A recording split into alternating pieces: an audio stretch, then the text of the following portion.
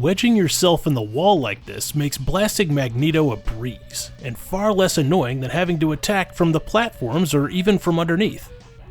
And I'm stuck. Welcome back to Legends of Game Genie.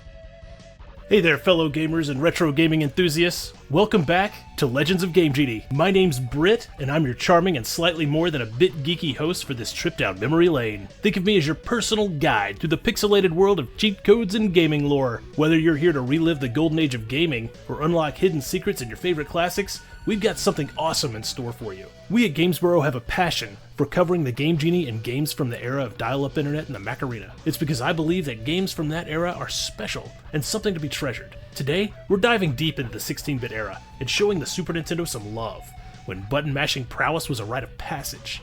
No modern-day save points here, just pure, unadulterated gaming skill, and a whole lot of Game Genie magic. Oh yeah, one more thing.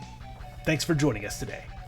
Speaking of Game Genie magic, in today's episode, we're taking on the best X-Men game on the SNES, X-Men Mutant Apocalypse. It can be a tough game, so we've decided to make it a more leisurely experience. Ever wondered what it's like to obliterate foes with absolute invincibility, or walk through walls like Nightcrawler? He isn't in this game, but I've got a code that'll let you do it, plus a few more badass Game Genie codes to transform you from a mere mutant into an unstoppable gaming legend. So grab your controllers, clean your cartridge, and let's dive into the world of endless possibilities, right here on Legends of Game Genie.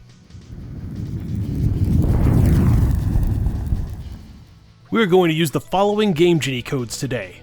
Line 1, Invincible, 6DE3, 7F66. Line 2, Infinite Lives in Mission Mode, C2D7, 5F64. Line 3 through 5 are for walking through walls. Line 3, C247, 84D7. Line 4, 89D2, 87A9. And line 5, C240, 8F07.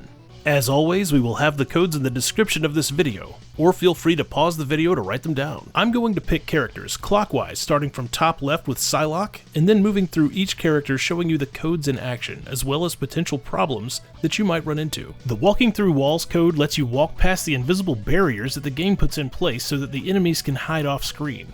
Well, now they can't escape. When you finish off this robot, it's time to haul ass. You don't have to worry about the enemies or obstacles though, because of invincibility and being able to walk through walls. This part was a real pain without the Game Genie, and now it's a walk in the park. Nightcrawler in the Genesis game isn't the only one who can walk through walls. This code was costly. It takes up a whopping 3 lines out of the 5 that are allotted to us on an actual Game Genie for the SNES. But man, I think it's worth it. It's a really cool code that you could use to do some really wonky stuff. Invincibility. This one does exactly what you think it would do. Enemies can't hurt you, but it's not quite the same as just infinite health. In Mutant Apocalypse, when you get hit by an enemy, you normally recoil, and this can cause you to fall into pits or lava. Using this invincibility code fixes that. I have tried so many times to jump and get that little X. I have no idea how you're supposed to get that thing. This is a big one. Wolverine's ability to climb walls gets messed up when you use the walk through walls code. He can connect with the wall, but can't go up or down. So you can do a wall jump from spot to spot, but can't climb. To avoid this altogether, just hit the switch on your Game Genie, or turn off cheat codes momentarily on your emulator, MiSTer, or Mega SG. In this case I'm using a MiSTer, so it's pretty easy to access the setting. Oh yeah, don't forget to turn cheats back on once you are done climbing. In one of my runs for this video, I left cheats off and got a nasty surprise when enemies started slapping me around unexpectedly. I think it's so cool that after the NES Game Genie, Galoob put a switch to turn it off like this. My dudes, they really knew what they were doing when they were making this stuff. I'm going to show you all the spots where Wolverine will need you to switch off your Game Genie, and while you are watching that, let me hit you with some info about the Infinite Lives in Mission Mode code. You might be thinking, why? Why do I need infinite lives when I have invincibility? Well, that comes down to a couple of things. Remember those pits and lava that I was talking about when I was covering invincibility?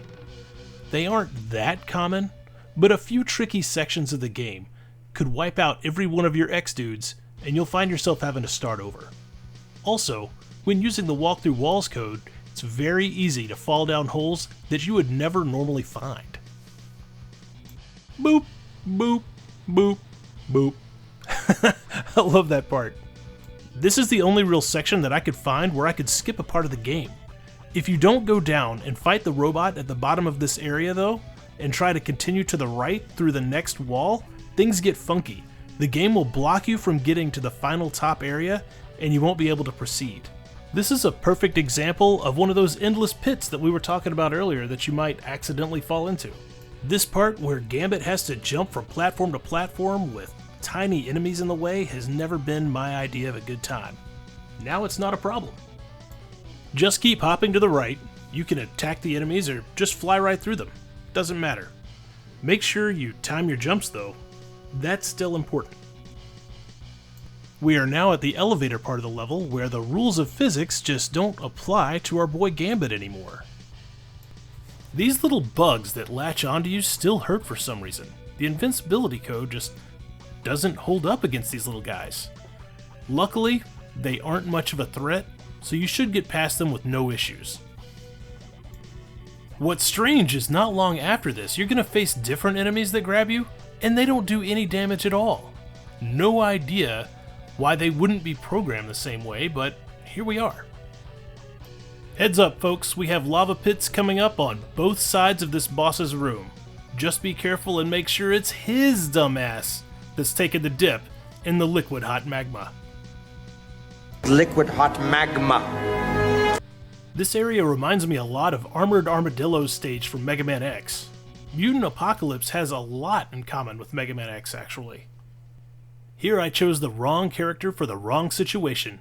Of course the only walls you can't pass in the game are the ones keeping you from getting swallowed by lava. Run, Wolverine, run! Run for your life! I'm gonna run at him. You're gonna run at Magneto. I'm very fast. Okay. Yeah, I don't think you are that fast, Wolverine. Let's give Cyclops a try. Oh yeah, just optic blast your way through with ease. Imagine getting to this tunnel without Game Genie after getting beat up the entire game. If I was down to my last couple of lives and this happened, I would be pissed. I've never been a fan of one-hit kill traps like this. Omega Red takes your life energy and it makes his energy go back up. Stay away from his tentacles on the ground. Invincibility won't help you here. Final boss time, Magneto. When you first start your fight with Magneto, he can be frustrating for just how long it takes to beat him. It's like Sonic Superstars where you can only hit him when he allows you to, and Magneto doesn't allow it very often. I learned that using the wall code, I can stick myself in the wall at the perfect height to give him the full blast of cards instead of trying to shoot single cards at him from underneath, or trying to balance on the platforms that go up and down. Ah, the price has to be paid when Game Genie codes go wrong. When I defeated him, it stuck me inside the wall, as you can see here. The player can no longer control the character, and since he can never get to the spot on the ground he needs to be at for the game to continue, you're just frozen. Even turning off cheats won't help you here. The only thing you can do if this happens is restart. Don't worry though, it's super easy to avoid this. I skipped over all the BS and got back to where I was in the Magneto fight. Now from here, simply step out of the wall and back into the normal playfield for the last couple of hits. Boom! Problem solved. Once you drop Magneto, the ending of the game is all yours. Top code of the video goes to walking through walls. It was the most fun out of what we were using today. You may have noticed that we didn't have a bonus code this time. Well, we were going to put in easy special attacks, but the code would only sometimes work, so we decided to leave it on the cutting room floor. Only the best for my audience. Wow, so here we are. This is my third Legends of Game Genie video, and I feel like I'm getting better at these things with every release. I hope you feel the same way. Leave a comment and let me know how I'm doing. As always, I want to give a shout out to GameHacking.org for having the best database of Game Genie codes on the internet. don't forget to like, subscribe, ring the bell, or whatever before you split. See you next time on Legends of Game Genie.